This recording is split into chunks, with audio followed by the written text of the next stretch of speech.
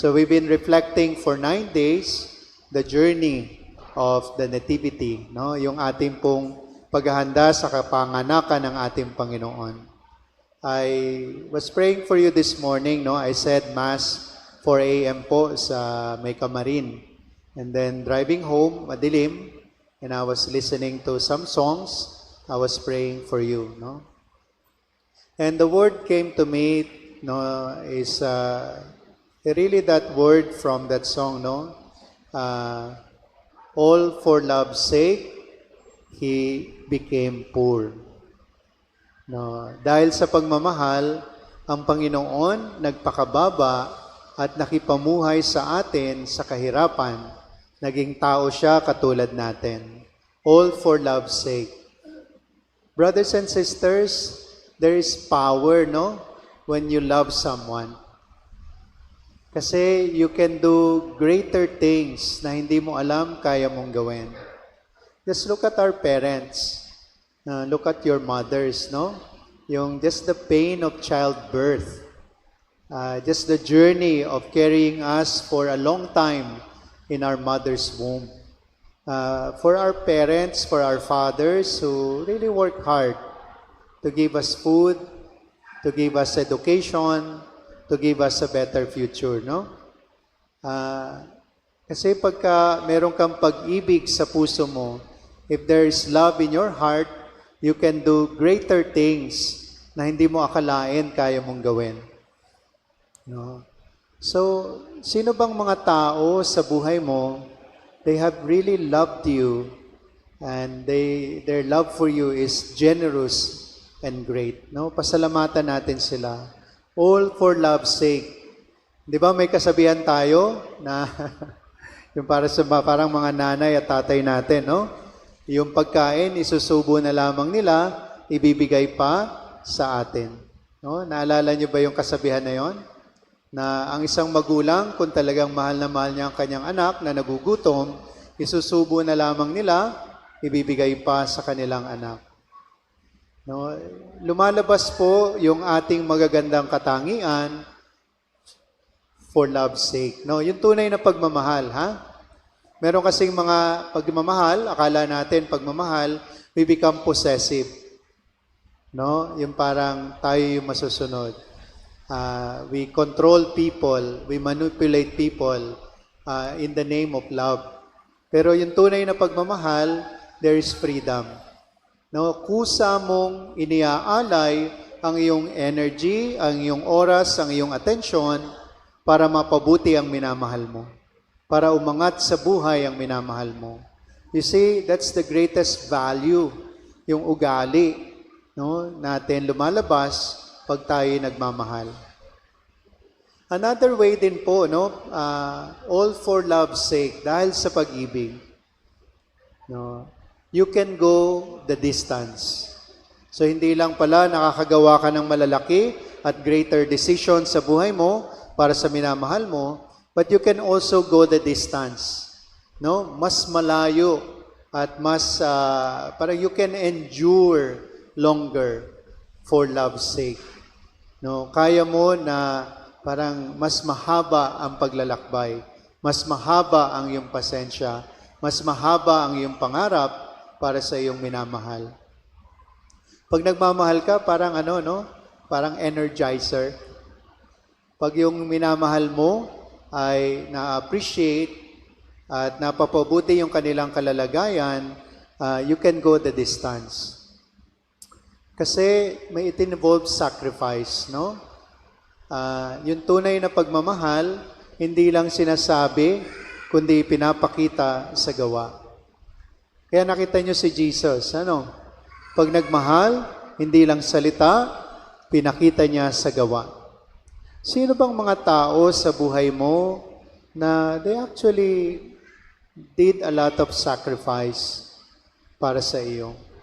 Narinig nyo na to, no? And there was a moment in my life, I was experiencing so much pain, no? I think I have rheumatic fever. So yung mga ugat ko po, nag-hyperextend. Nakita nyo po, no? Baluktot yung daliri ko. Yan po yung relax. No? Ito po, tense ito, tense. Pero ito po yung relax, ano? Nag-hyperextend po lahat ng ugat sa katawan ko, sa siko, sa hyperextended po yung tuhod ko, no? And pains and needles talaga. Every month, nag-i-inject po yung doktor sa akin. So yung nanay ko po talaga, no? Ang liit lang po nanay ko, ganyan lang kalaki, no? And when I was in grade 6, wala yung kuya ko, may trabaho. Si Dico, pumasok sa school. Yung tatay ko po, hindi po namin alam kung nasaan. At yung ate ko po, nagtatrabaho. So yung nanay ko lang po. Ang taas-taas po ng fever ko. No? And I think nagko-convulsion na ako. And then talagang yung mga ugat, no? Sobrang sakit talaga. I think wala po yata kaming pera to buy the medicine. So nag-skip kami ng 1 month kaya wala kasi talagang pera, no? And talagang sobrang sakit. Alam niyo po, sa liit ng nanay ko, nakuha kong pasanin at dalhin po sa ospital, no? Pasan-pasan niya po ako. You see, pagka may emergency at nasasaktan at nahihirapan yung minamahal mo, parang you can go the distance. Merong super power ang pagmamahal. There are super strength na binibigay. Parang may pinagkukunan ka ng lakas na hindi mo malaman kung saan, no, na-energize ka. Talagang yung pagmamahal mo, nakikita physically. No, there's a physical strength. Naalala ko po, habang buhat-buhat ako ng nanay ko, ang sabi niya sa akin, no, kung pwede lamang, yung sakit na nararamdaman mo, lumipat sa akin, gagawin ko. Tatanggapin ko. Ganun po talaga siguro yung mga magulang, ano, pagka nasasaktan ang mga anak, parang kung pwede lang mag-transfer sa kanila yung sakit at pait at dusa, gagawin talaga ng mga magulang. Mga kapatid, sa krus, ganyan ang ginawa ng Panginoon. Hindi lang po lagnat o yung rheumatic fever ko, hindi lang po yung sakit ko yung kinuha ng Panginoon, kundi inako niya ang ating mga kasalanan. All for love's sake, He endured the cross. He embraced our sins. No, niyakap niya ang ating mga kasalanan. Yung mga nagpapasakit sa ating kaluluwa, He embraced the cross. No, lahat po ng pagpapahirap, lahat ng pagpapakasakit, lahat binuhos sa krus. At ang Panginoon, anong ginawa niya? He embraced the cross. Ganyan po talaga yung tunay na pagmamahal. Hindi lang paglilingkod, but He even went and go the distance. No? Kaya po pagka may mga taong ganun sa buhay natin, ano, let's thank the Lord because they are living and acting and behaving like Christ in our lives. Yung mga sinasakripisyo na yung kanilang sarili para lamang mapabuti at mapagaling ang ating kalooban, ang ating buhay, ang ating katawan. So maraming salamat po, no, sa mga tao na nag-aalay ng kanilang sarili para sa atin. All for love's sake, He became poor. Ang Panginoon po, no, nasa Kanya na ang langit at lupa. Siya ang hari ng mga hari. Siya ang prinsipe ng liwanag, the Prince of Light, the Prince of Peace. No? Anong ginawa ng Panginoon? Hindi lang siya nakipamuhay sa atin, no? Hindi lang siya gumawa ng malalaking bagay, nagpagaling, nagturo, nagpakain, yung mga may karamdaman, no, lumalaya. At hindi lang niya tinanggal ang ating mga kasalanan, hindi lang niya pinatawad ang ating mga kasalanan sa krus, ano pang ginawa niya? Pag nagmamahal ka, napakalaki ng pangarap mo para sa minamahal mo. No? Hindi lang mapaglingkuran mo sila at mabigyan mo sila ng pang-araw-araw o kaya hindi lang you can go the distance for them, pero gusto mo rin mas mabuting buhay. No, mas magandang buhay. Ganun daw po talaga yung nagmamahal, lahat posible. Lahat pwede, no? Pagka meron kang pagmamahal sa puso mo, ang ganda ng pangarap mo. You are hopeful for the future. Si Lord po, ito ang pangarap. That all of us will worship together in heaven. Ikaw at ako, sasambahin natin ang Ama kasama si Jesus sa langit. Yan ang pangarap ng Panginoon. Heaven is our home. Sabihin mo nga, heaven is my home. I'm a child of God. Yan po ang pangarap sa atin ng Panginoon. Kaya, nung muli siyang nabuhay, no, He defeated death.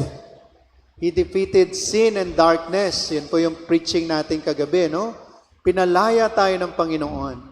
Kaya po, no, I think sa Gospel of John, who the Son sets free, he is free indeed. Kung sinong pinalaya ng anak ng Diyos, malaya na nga siya. Mga kapatid, no, napakaganda ng pangarap sa atin ng Panginoon. Very powerful that you and I will worship forever in heaven. No? Yan ang pangarap niya. Kaya po, He endured the cross and He rose from the dead. He sent us the Holy Spirit and He also established the church. Ang gusto ng Panginoon sa atin, we become a worshiping community. Pinapractice na natin dito sa lupa kung ano yung buhay natin sa langit. No, kaya po, no, nakita niyo po as missionaries of God's love, we're really introducing different forms of worship. No, meron po tayong adoration. That's very powerful worship. No, yung mga brothers and sisters natin, I think nag-start pa yon kala Tita Betty, no? Meron 2,000 Hail Mary. A big devotion to our Mother Mary. That's another form of worship. From time to time po, meron tayong taisay. No? Makikita nyo rin po yung mga misa natin, meron para sa mga bata, pero sa family, yung Saturday, normally, yung mga elderly natin nagsisimba kasi mas tahimik doon. Pero ito pong 6 p.m. Charismatic Mass, nung pinangarap po namin talaga ito, this is really for young adults and young people. Kasi pinag-aralan ko po sa Ateneo, I did a master's degree on pastoral ministry. And isa pong lumabas sa mga study, young people are looking for engaging worship, nourishing preaching, at saka po a welcoming community. Natatalo po tayo ng iba-ibang mga religion, na iba-ibang mga Pentecostal churches, at lahat po ng kung ano pang mga fellowships at commissions, no? So, nung nangangarap po kami, sabi namin, no, available yan sa Catholic Church. Why not we can offer a space for worship for our young people? Naalala ko po, no, kasi minsan namamalengke po ako sa Landers na social, ano. Actually, sinamahan ko lang yung kaibigan ko. And then one time, may lumapit po sa akin.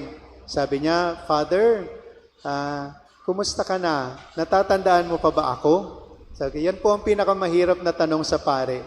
No? Natatandaan mo pa ba ako? Kasi ang dami nyo, ano? Sabi ko po, pasensya na po, hindi ko na maalala. Ano po bang pangalan nyo? At paano po tayo nagkakilala? No? And then, nakwento niya na from time to time, nagjo-join siya dito sa 6 p.m. Mass, nung isa lang yung misa natin. Tapos ang sabi niya, bakit ganon, Father? Parang nawala na yung solemnity ng misa natin. Alin po bang misa? Sabi ko, yung 6 p.m. kasi doon ako nagsisimba. Opo, kasi kako, tina-target po talaga natin doon is 6 p.m. is our young people. No? Pinag-aralan po namin, we're losing a lot of our young people kasi they're going to Pentecostal churches. Kaya hindi nila alam, available din sa atin yan. No? We have the Catholic Charismatic Renewal. We experience baptism in the Spirit. Alam niyo po, meron din po tayong mga masa. Yung Saturday kako, it's very quiet, very solemn. Maganda yung music kako. Meron din tayong children's mass sa umaga. Meron tayong family mass sa alas 10. At kung hindi naman po kayo masyadong engaging sa inyo yung charismatic mass, maingay, maraming salita, maraming kantahan, mahaba ang homily, matagal ang oras, may available din po kakong 4 p.m. Mass. No? So pinaliwanag ko po sa kanya that different people will experience God differently. No? Kasi si Lord may stage tayo ng buhay na doon tayo mini-meet ng Panginoon, no? God meets us where we are. Kung nasan tayo, doon tayo tinakatagpo ng Panginoon. At alam nyo, ang pangarap ng Panginoon sa atin, that we will worship Him together forever. No? That we will worship the Lord together forever. Ngayon po, mga kapatid, worship is really sa puso. Yung iba sa atin, tahimik magdasal, that's amazing. Kasi you can concentrate on the Lord. No? May iba sa atin, we need to express it bodily. Kasi talagang sinasabi mo, no? Yung hindi ko na makontain sa puso ko, gusto ko i-express sa katawan ko. That's one way only of praying. Yung iba po sa atin, we want contemplation. We want just to be in the presence of the Lord. That's very powerful as well. Depende rin po sa stage ng buhay natin. Kaya ito po ang pangarap ng Panginoon sa atin. Pag nagmamahal ka, you can worship powerfully. Kahit tahimik ka, kahit charismatic ka, contemplative ka, meron kang devotion sa kay Mama Mary and all the saints, there are different types of worship. At anong ibig sabihin nito? Lahat yan papunta sa Ama, sa pamamagitan ni Jesus, sa kapangyarihan ng Espiritu Santo. All worship leads to the Father, in and through Jesus, by the power of the Holy Spirit. Kahit po yung rosary natin, all worship leads to the Father in the name of Jesus by the power of the Holy Spirit. Pagka na-experience mo yung adoration, all worship leads to the Father in Jesus by the Holy Spirit. Kasi po, anong sabi ni Jesus? No one can come to the Father except through me. At ano pang sabi sa Romans chapter 8? No, we cannot really pray except in the Holy Spirit. Yung atin pong mga hinaing, yung ating mga panalangin, tinutulungan tayo ng Espiritu para dalhin sa Ama. No? So mga kapatid, itong pangarap ng Panginoon sa atin. Whatever form you're comfortable, ang importante lang, it's engaging. Na-engage ka talaga. Hindi mechanical. Kaya po minsan, I love the Rosary, I love Mama Mary. Nag-pilgrimage po ako sa Fatima at sa Lourdes. No? I really love Mama Mary. Ang challenge lang po minsan, when we pray the Rosary, parang ba.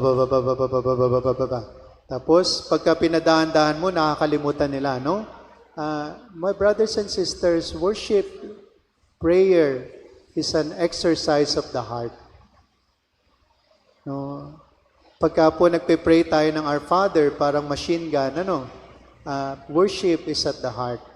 Pagka ito pong minsan, yung ating worship team, alam ko pag nag-prayer time sila at alam ko rin kung hindi.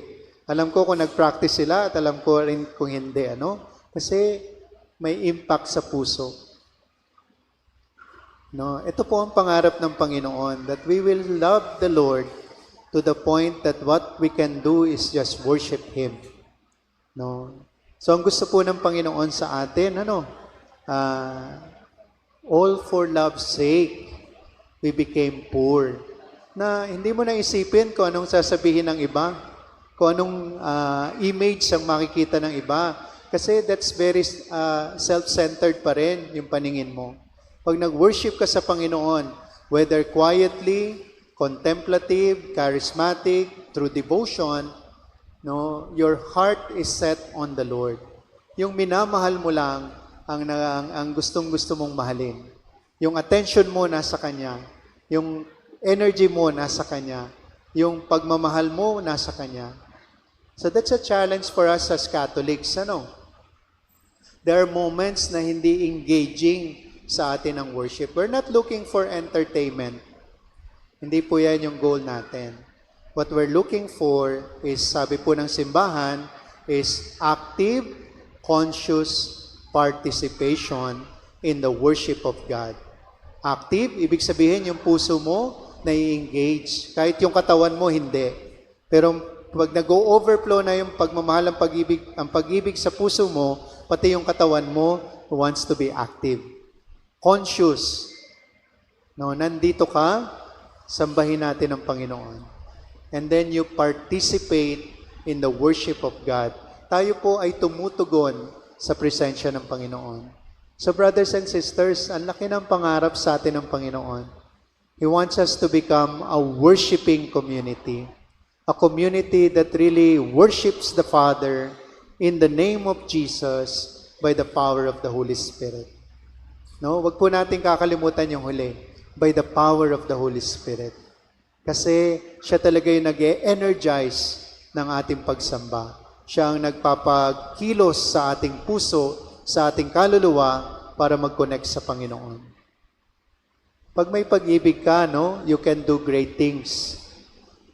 Pag may pag-ibig ka, you can go the distance kasi you can endure, no, the pain and the suffering out of love for your beloved. At higit sa lahat, pag may pag-ibig ka sa puso mo, it overflows. No? It overflows. Nangangarap ka, meron kang pag-asa, meron kang pagkilos para sa mas magandang buhay. Kaya po ganyan ang ginawa ng Panginoon. No? For love's sake, all for love's sake, He became poor so that you and I, we can be rich in the presence of God.